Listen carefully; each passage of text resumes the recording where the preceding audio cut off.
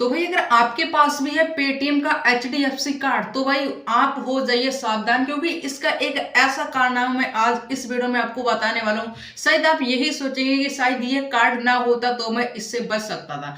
तो सारा कुछ डिटेल में बताने वाला भाई। अगर आपके पास भी एक कार्ड है तो भाई इस वीडियो को आपको कंप्लीट देख लेना, नहीं तो भाई आप किसी दिन बहुत ही बड़ा धोखा खा सकता है। तो वीडियो को कंप्लीट देखना, सारा कुछ A to Z मैं आपको लाइव प्रूफ दिखाने वाला हूँ कि इसका अभी के टाइम पर क्या कारनामा रहा है मेरे साथ में। और मेरा तो अमाउंट जो है वो कुछ थोड़ा सा ही है, तो भाई मैं इसको फाइनल कर सकता हूँ। लेकिन आपने कोई बड़ा अमाउंट इसके थ्रू यहाँ पर भाई स्पेंड कर दिया, उसके बाद में भाई आप बहुत ही बुरा इसके साथ फंस सकते हैं। तो क्या है, वीडियो में सारा कुछ जानकारी आपको देने वाला हूं। तो चलिए वीडियो को शुरू करते हैं। वीडियो शुरू करने से पहले चैनल पर नया वेट करो भाई, आपको सब्सक्राइब जरूर से कर लेना। दोस्तों सबसे पहले यहाँ पर हम चलते हैं मोबाइल स्क्रीन पर, उसके बाद में मैं आपको A to Z एकदम सिंपल तरीके से सारा कुछ बताने वाला हूँ कि आखिर ये कार्ड में कमी क्या आ रही है और आपके साथ भी ये किस प्रकार से फ्रॉड कर सकता है। तो यहाँ पर भाई मैं मोबाइल स्क्रीन को ओपन कर लेता हूँ, उसके बाद में A to Z सारी चीजें मैं आपको स्टेप बाय स्टेप बताता हूँ। तो भाई मैंने इसके जो ऑफिशियल इसका जो ऐप है उसमें मैंने यहाँ पर माई कार्ड्स में अपना जो नंबर दे करके अपना कार्ड्स को यहाँ से लॉगिन कर लिया। अब देखो यहाँ पर आपको मिल जाएगा Paytm HDFC bank credit card और जस्ट नीचे आपको मिल जाएगा UPI रुपए क्रेडिट कार्ड। तो यहाँ पर भाई रुपए क्रेडिट कार्ड तो इनका कुल मिला के सही है, लेकिन हाँ एक्सिस के कंपेयर की जाए तो भाई एक्सिस का रुपए क्रेडिट कार्ड भाई सबसे बेस्ट है। इसके भाई मुकाबला कोई कर ही नहीं सकता, HDFC बिल्कुल भी नहीं कर सकता। देखो यहाँ पर भाई मैं क्या करता हूँ कि आपको मैंने बताया पेटीएम HDFC क्रेडिट कार्ड का बारे में। अब मैं यहाँ पर भाई इसी क्रेडिट कार्ड को मैं सिलेक्ट कर लेता हूँ। सिंपल मैं इस पर क्लिक करता हूँ और इस कार्ड को मैंने सिलेक्ट कर लिया। थोड़ा सा यहाँ पर प्रोसेस लेगा, अब हमारा सारा का सारा चीज़ यहाँ पर ये शो कर देगा। देखो यहाँ पर थोड़ा सा लोड ले रहा। अब यहाँ पर देखो भाई, यहाँ पर देखो कि अवेलेबल लिमिट, देखो मैंने जो भी इसका आउटस्टैंडिंग है वो आपको यहाँ पर दिख रहा होगा कि कितना इसका आउटस्टैंडिंग है। अब यहाँ पर देखो कि जो भी ये 4386 रुपये दिख रहा भाई, ये क्या है, ये जो है भाई मेरा कोई भी चीज़ मैंने परचेज किया उसका आउटस्टैंडिंग है, वो भी भाई EMI पर चल रहा है। अब इसका मंथली EMI आता है। अब यहाँ पर टोटल आउटस्टैंडिंग आप देख पा रहे हैं और अपकमिंग पेमेंट आप देख पा रहे हैं कि 1800, यानी कि इस मंथ का जो ड्यू है भाई, टोटल ड्यू है सो वो 1880 रुपये है। अब यहाँ पर टोटल आउटस्टैंडिंग पर मैं क्लिक कर रहा हूँ, यहाँ पर सारी चीज़ें आपको मिल जाएंगी। देखो यहाँ पर अवेलेबल लिमिट आपको मिल जाएगी और जो टोटल लिमिट है वो दिख जाएगी, उसको आप इग्नोर करना। अभी के टाइम पर इस कार्ड पर भाई टोटल आउटस्टैंडिंग कितना है, टोटल अमाउंट ड्यू इस कार्ड पर कितना है भाई, जो पेटीएम का HDFC क्रेडिट कार्ड है उस पर कितना है, 1880। अब यहाँ पर 1880 में भाई आप देखिए कि इसका मिनिमम अमाउंट ड्यू कितना बनना है भाई। यहाँ पर देखो कि 1474 रुपये, यानी कि 1880 आपका पूरा ड्यू है और जो मिनिमम ड्यू है वो 1474 रुपये बना दिया। अब यहाँ पर आप सोचो कि अगर आपने मान लीजिए कि मेरा 1880 ही रुपये है, अगर आपने किसी भी वजह से आपने 50,000 40,000 जो भी अमाउंट है उसको आपने निकाल लिया। अब आप सोच रहे हैं कि इस महीने मेरे पास व्यवस्था नहीं हो पाएगी तो हम इसका मिनिमम अमाउंट ड्यू ही पे कर देंगे, जिससे क्या है कि 40 दिन का टाइम और मिल जाता है।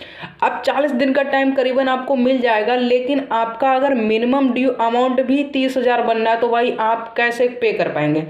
अब इनका रूल क्या है, रूल भी मैं आपको साइड में दिखा रहा हूँ भाई कि ये बोल रहे हैं कि हमारा जो मिनिमम अमाउंट ड्यू होता है, जो टोटल अमाउंट ड्यू होता है उसका 5 से 10% रहता है। इन्होंने साफ साफ हमारे लिए मेल किया था, मैंने इस चीज़ को इनको शेयर किया तो इन लोगों ने मेल किया। अब यहाँ पर अगर आप 1880 का भाई 1474 रुपये लगाएंगे तो करीबन ये 78% लग रहा है।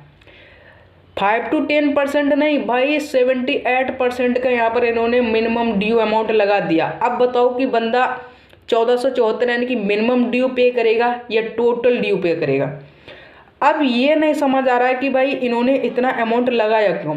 चलो मेरा तो 1880 है, मैं चलो टोटल पे कर दूंगा, लेकिन भाई किसी बंदे ने अगर 40,000 या 50,000 स्पेंड कर दिया और उसके पास व्यवस्था नहीं बन पा रही तो वो सोच रहा है कि भाई मिनिमम ड्यू ही हम पे कर दें। तो भाई 78% का भाई अगर वो पे करेगा तो कितना करेगा।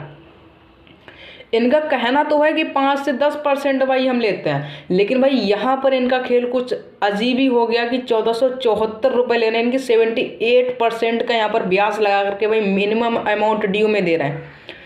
अब ये समझिए कि भाई अगर आप इससे स्पेंड करना चाहते हो तो भाई बहुत ही सोच समझ के करना, ये पता नहीं भाई आपको देना ही पड़ेगा। इस हिसाब से तो भाई आपको टोटल अमाउंट ड्यू ही देना पड़ेगा भाई। 1474 फ्री में आप क्यों देंगे, 400 और बढ़ा दीजिए भाई, आपका 1880 रुपये यानी कि आपका टोटल ड्यू हो जाएगा पे। तो ये चीज़ आप सोचिए। और इसमें भाई इसका जो आउटस्टैंडिंग करने से पहले 10 बार आपको सोचना पड़ेगा। अब चलते हैं भाई इसके रुपए क्रेडिट कार्ड पर। रुपए क्रेडिट कार्ड पर मैंने क्लिक किया। अब रुपए क्रेडिट कार्ड से मेरा भाई दो ज़्यादा आउटस्टैंडिंग है, जैसे आप यहाँ पर देख पा रहे हैं 20,710 रुपये। इसका टोटल आउटस्टैंडिंग पर मैं क्लिक कर रहा हूँ तो भाई इसका जो ब्याज है वो कुल मिला के सही बना, इतना अच्छा भी नहीं बना, लेकिन देखो यहाँ पर 20,710 रुपये टोटल अमाउंट ड्यू है। इसका जो मिनिमम अमाउंट ड्यू है 1,072 यानी कि करीबन 5% के करीब बन गया। चलो मानते हैं कि ये चीज़ इन्होंने सही की, 5% इनका मिनिमम है तो इन्होंने ले लिया। 5 से 10% भी लेते कोई फर्क नहीं है, लेकिन भाई इनका 78% लेना भाई बहुत ही बुरा लगा। अब भाई इन्होंने 78% लगा दिया। अब बंदा करेगा तो करेगा क्या भाई, टोटल अमाउंट ही पे करेगा और उसका व्यवस्था नहीं बनना फिर भी वो कहीं ना कहीं से लेकर पे करेगा, क्योंकि वो 30-40 हज़ार रुपये क्यों भरेगा यार फ्री का। और आपको पता है कि मिनिमम अमाउंट ड्यू बिल्कुल फ्री में चला जाता, वो आपके कार्ड पर ऐड नहीं होता।